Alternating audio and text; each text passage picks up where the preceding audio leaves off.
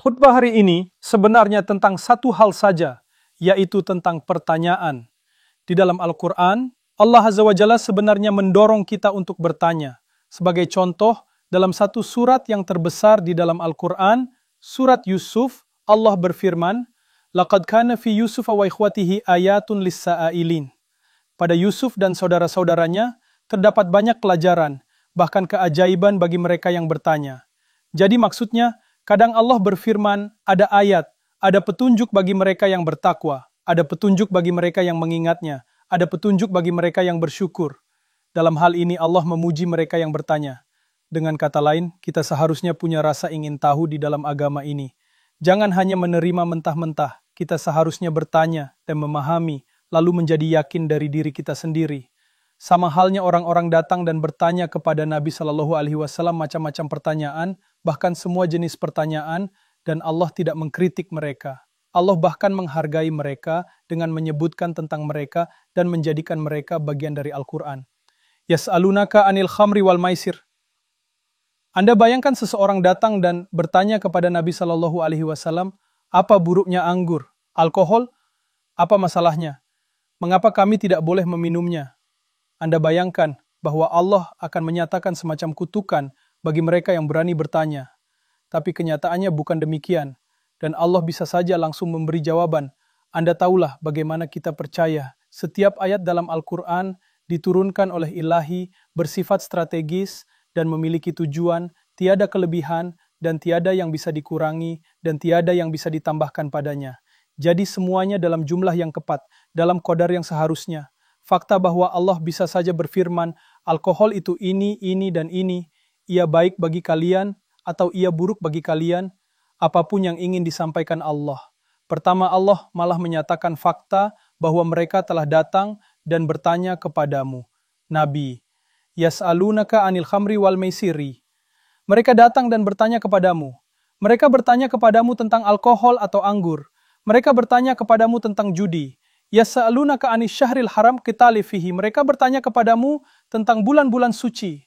Faktanya, yang penting bagi mereka, bukan bagian yang itu dari ayat. Bagian mereka bertanya padamu. Jelas, mereka tahu mereka bertanya. Yang penting bagi mereka adalah jawabannya. Jadi mengapa tidak mengungkapkan jawabannya?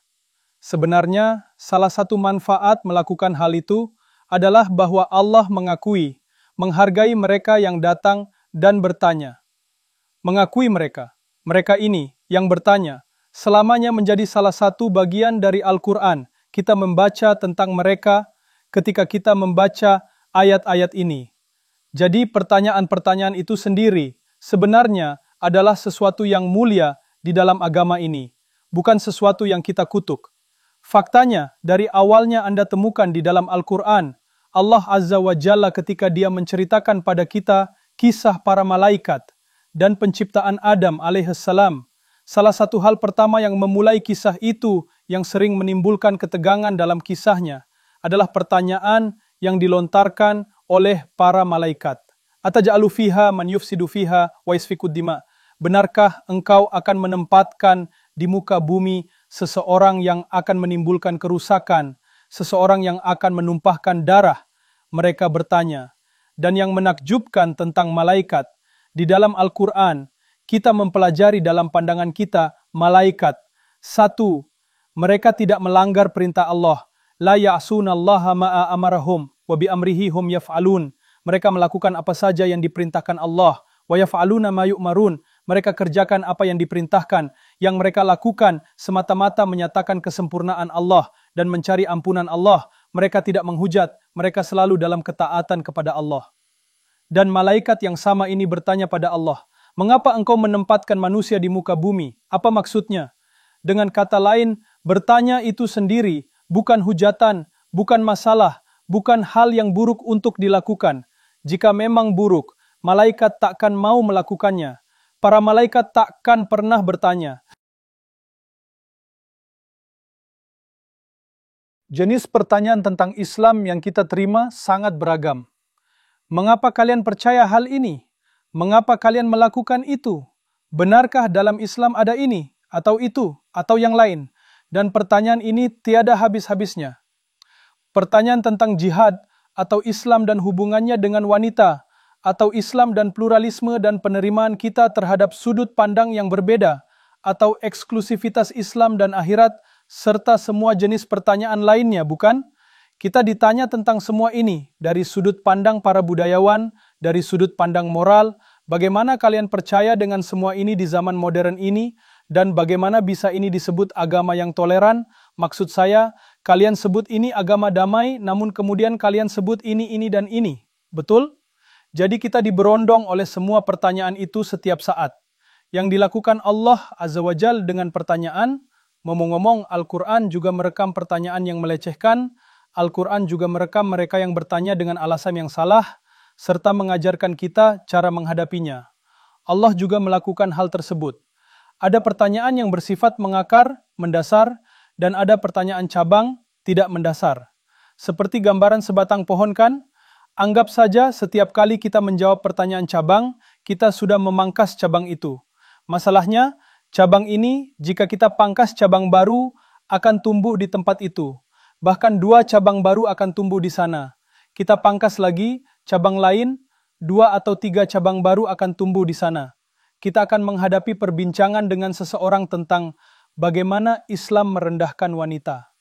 Kita bisa saja membahas hal itu hingga 4-5 jam yang membawa kepada pertanyaan tentang perbudakan, yang membawa kepada pertanyaan tentang jihad, yang membawa kepada pertanyaan tentang Islam dan politik. Ini akan terus berlangsung. Dan sekitar 6 jam kemudian, kita akan kembali membahas Islam dan wanita. Kita tercengang. Bukankah kita sudah membahas itu? Kita berputar dalam lingkaran, terus melingkar, dan melingkar, tiada akhir. Seseorang berpikir, ini ada 100 pertanyaan yang sering ditanyakan tentang Islam. Jika kita bisa menjawabnya, akan lebih mudah. Masalah kita terpecahkan. Menurut pemahaman saya tentang Al-Quran, tentu Allah yang lebih tahu. Banyak dari pertanyaan itu sebenarnya termasuk pertanyaan cabang, yang membahas satu bagian dari masalah, namun tidak mengatasi akar dari masalah itu. Memang pertanyaan-pertanyaan itu ada jawabannya, namun menjawabnya sebelum kita mengatasi akar dari permasalahan adalah sia-sia. Bukan karena pertanyaan tersebut tidak butuh jawaban. Jawaban tetap dibutuhkan. Akan tetapi ada masalah yang lebih besar di sini. Al-Quran lebih banyak membahas tentang pertanyaan yang mendasar. Masalahnya kebanyakan orang tidak menanyakan pertanyaan mendasar. Memang itu daftar pertanyaan yang panjang. Beberapa di antaranya mungkin mendasar, pokok, atau pertanyaan yang mengakar. Tapi kebanyakan adalah pertanyaan cabang. Semuanya bercampur jadi satu. Seperti apa pertanyaan mendasar itu? Benarkah Tuhan itu ada? Benarkah ini wahyu dari Tuhan? Benarkah Muhammad utusan Tuhan? Benarkah dia berbicara atas nama pencipta segala sesuatu? Benarkah seorang malaikat turun menemuinya dan memberinya wahyu ini? Benarkah ini yang kalian percayai dan menjadi dasar untuk mengimani itu? Benarkah kalian percaya bahwa begitu kalian mati, hidup akan tetap berlanjut? Padahal tubuh kita membusuk menjadi tanah, unsur yang membentuk tubuh kita sekarang akan bercampur dengan unsur-unsur yang ada di tanah, lalu serangga dan semua jenis mikroba memakan tubuh kita. Dan kita akan membusuk hingga setangkai rumput ini dulunya mungkin adalah kuburan, namun jika kalian gali sekarang, 1000 tahun kemudian, tiada yang bisa ditemukan kecuali tanah, dan kalian berkata kita akan kembali setelah semua hal ini, dipulihkan seperti sedia kala, dan di atas semua itu ada kehidupan baru, di mana tidak ada penuaan. Benarkah keabadian itu ada, dan kita bisa hidup selamanya? Lalu benarkan ada api yang membakar, tapi tidak membunuh, dan api itu jauh lebih panas dari api saat ini? Inikah yang kalian percayai? Benarkah ini? Kalian yakin dengan semua ini? Benar-benar yakin? Anda tahu tentang apa semua pertanyaan ini? Inilah pertanyaan yang mendasar. Pertanyaan-pertanyaan ini terdiri dari 3 hal pokok. Pertanyaan tentang Tuhan, tentang Allah, tentang wahyu itu sendiri atau risalah, atau seluruh hal terkait wahyu, dan tentang hidup sesudah mati. Apakah kita membahas kehidupan di alam kubur, atau hari kiamat, neraka, surga? Tidak masalah. Semua itu termasuk kehidupan berikutnya setelah ini. Al-Quran menyangkut ketiga hal ini. Allah, risalah, akhirat. Jika kita bisa menjawab semua pertanyaan ini hingga memuaskan jiwa manusia yang bertanya, orang itu akan bisa memahami bahwa semua ini adalah nyata. Ini benar adalah wahyu.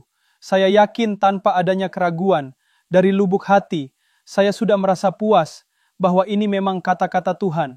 Maka, pertanyaan-pertanyaan lain itu mungkin masih tetap ada, namun ketika Anda menerima jawabannya, Anda akan merasa puas, Anda akan merasa tenang. Lalu hal luar biasa lain akan terjadi. Ada sejumlah pertanyaan yang tidak akan bisa Anda temukan jawabannya. Karena Dia Maha Tahu segalanya, tapi Anda tidak, dan Anda sudah bisa menerima hal itu. Misalnya Anda bertanya, apa arti alif lam mim? Anda akan dijawab dengan, Allah yang tahu dan saya tidak tahu. Anda tidak akan melontarkan pernyataan ini, saya tidak bisa menerima itu. Jawabannya tidak memuaskan saya perlu tahu tentang segalanya.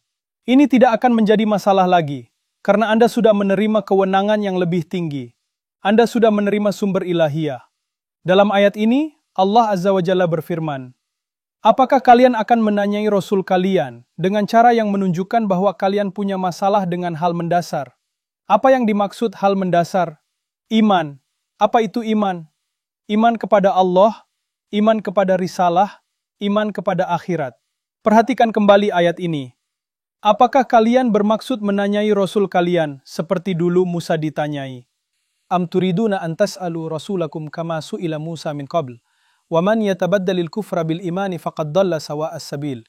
Sesiapa yang mengganti keimanannya menjadi tidak beriman. Jadi pertanyaannya kembali kepada apa? Masalah keyakinan. Masalah keyakinan yang sebenarnya. Seringkali pula, misalnya ada muslim yang benar-benar punya pertanyaan mendasar, mungkin ditanyakan oleh non-muslim, atau mereka sendiri yang memikirkannya, dan mungkin pertanyaan itu seperti, Allah terlalu keras, Tuhannya Al-Quran benar-benar terlalu keras, mengapa Dia akan menghukum orang selamanya dalam neraka? Mengapa tangan dipotong dan orang-orang dirajam? Semua itu seperti barbar saja. Bagaimana mungkin ada hal semacam itu di zaman modern ini? Dan sebagainya. Mungkin Anda punya pertanyaan-pertanyaan semacam ini, namun terlalu takut untuk bertanya kepada ibu Anda, karena beliau bisa terkena serangan jantung. Atau beliau akan mulai membacakan Al-Quran pada Anda dan memaksa Anda umrah bersamanya, Anda tahulah, hehehe. Atau jika Anda bertanya pada ayah Anda, atau sepupu, atau saudara Anda, mereka bereaksi, astagfirullah, apa yang kamu katakan? Kamu perlu tonton video ini. Hal semacam itu terjadi kan? Jadi daripada bertanya, Anda simpan saja dalam hati.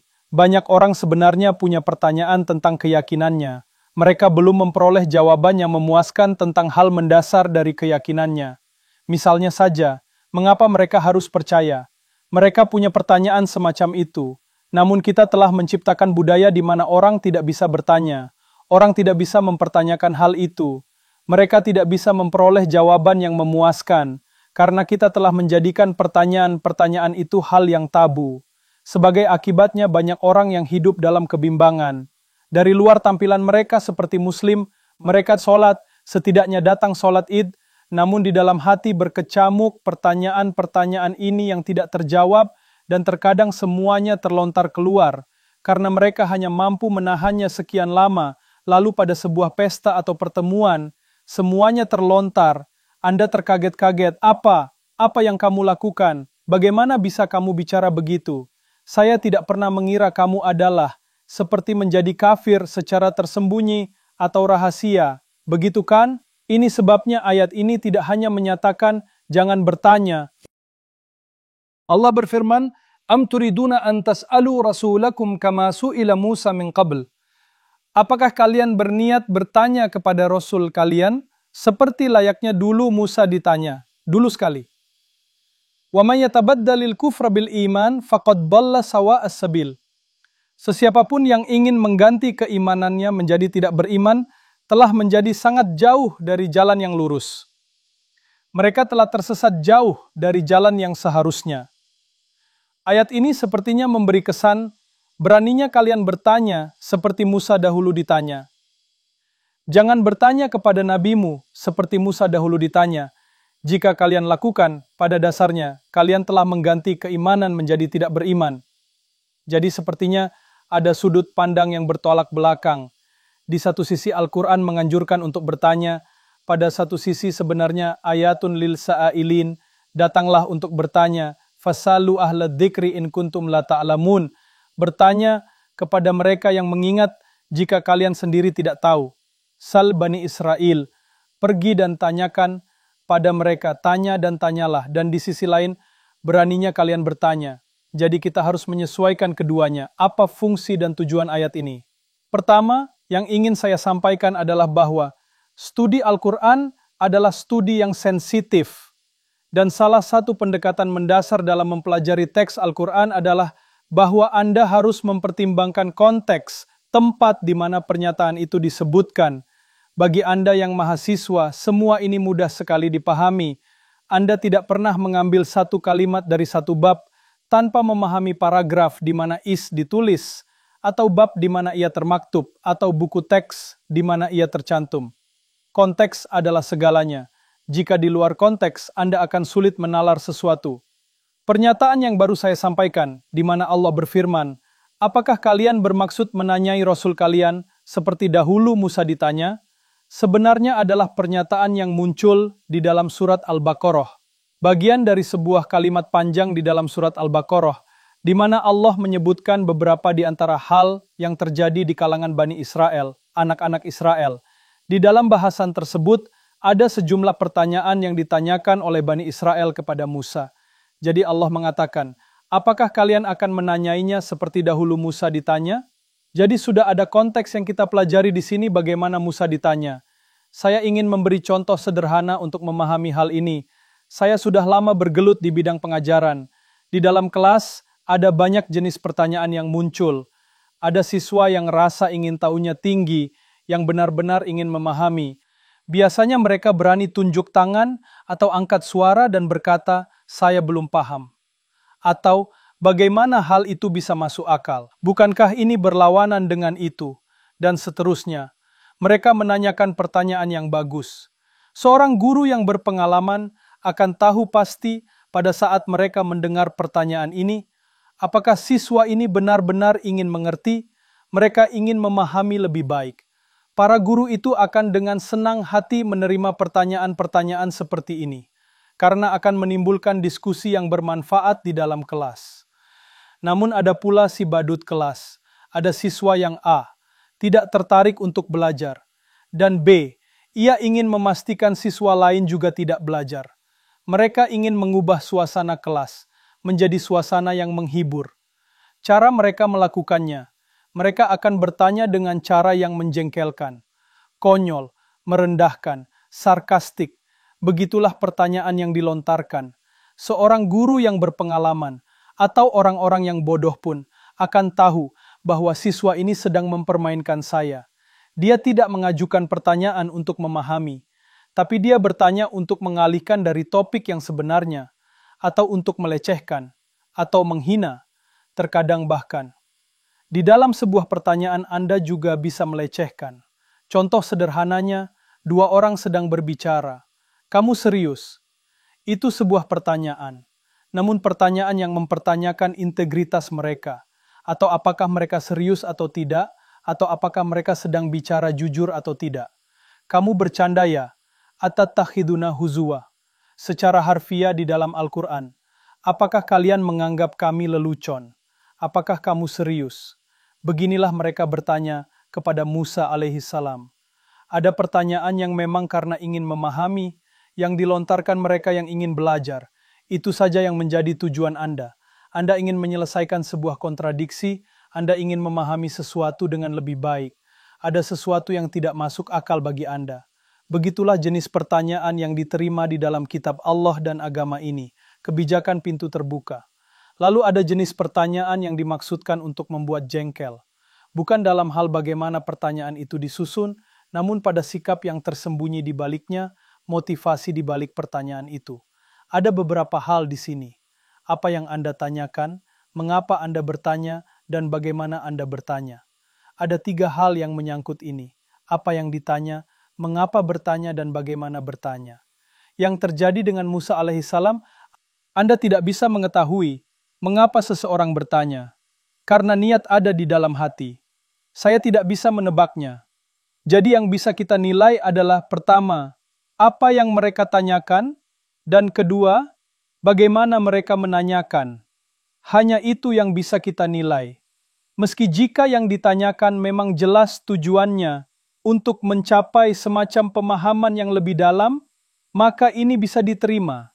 Meski demikian, bahkan jika pertanyaannya bagus, Al-Quran memastikan agar kita tidak sekedar bertanya, tapi bertanya dengan cara yang pantas, bahwa bagaimananya harus dijaga, bahwa kita harus mempertimbangkan perilaku, nada. Contohnya saya punya seorang siswa yang sangat bersemangat, bahkan membahas hal yang paling sederhana. Baru saja kemarin dia berbicara dengan saya tentang beberapa hal dalam tata bahasa Arab, bukan tentang isu iman atau kafir, hanya sekedar menamai sebuah kalimat, bagaimana kalimat itu seharusnya disusun, dan semacamnya, dan nada suaranya meninggi, sangat bersemangat. Saya harus menahannya. Santai, kita hanya membahas kata benda, bukan hal-hal besar terkait pertumpahan darah. Santailah. Dia berkata, ya, saya tahu, saya jadi terlalu semangat. Tidak apa-apa, santailah. Anda tidak perlu terlalu semangat tentang ini. Anda bisa bertanya dengan cara yang sopan, menjaga ketenangan Anda sembari bertanya. Jadi ada apa dan bagaimana? Sekarang, saat Allah berfirman, Kama su'ila Musa min qabl, ada beberapa hal di situ. Jelas bahwa soal niat hanya niat saya sendiri yang bisa saya cek. Saya tidak bisa memeriksa niat Anda, dan Anda tidak bisa memeriksa niat saya. Namun cara kita bertanya itu penting. Cara kita bertanya itu berpengaruh.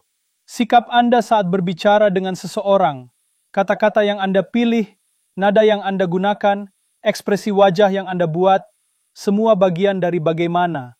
Jangan lakukan di hadapan Nabi Shallallahu Alaihi Wasallam seperti yang dilakukan orang-orang kepada Musa alaihissalam. Jangan melecehkan. Al-Quran bahkan memberi indikasi bahwa ekspresi wajah itu bisa menghina. Cara Anda menatap seseorang bisa menghinanya. Summa abas wa basar, summa adbar wastakbar. Dia merengut dan menatap. La yuzlikunaka bi absarihim, mereka menatapmu dengan cara yang membuatmu hampir tersandung. Cara mereka menatapmu, Allah menegaskannya. Wala tusair haddaka linnas.